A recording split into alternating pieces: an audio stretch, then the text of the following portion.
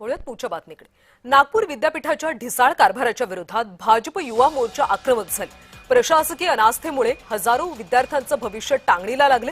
निकाल रखडणं, परीक्षांमधला सावळा गोंधळ यामुळे भाजप युवा मोर्चाचा संताप पाहायला मिळाला। विद्यापीठाच्या ढिसाळ वेळकाढू धोरणाच्या विरोधात आंदोलन करण्यात आलं।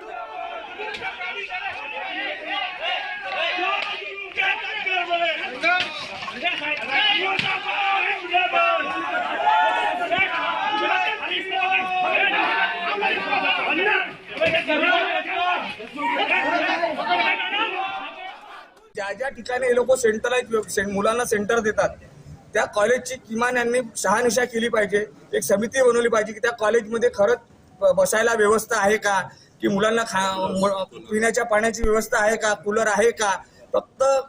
फक्त पैसे घ्यायचे आणि विद्यार्थ्यांना न्याय द्यायचा नाही। कारण की फीस मध्ये एक दिवस जर लेट झाला तर 1000 रुपये लागेल, 5000 रुपये लागेल। सरासरी लूट विद्यापीठाची या ठिकाणी आहे।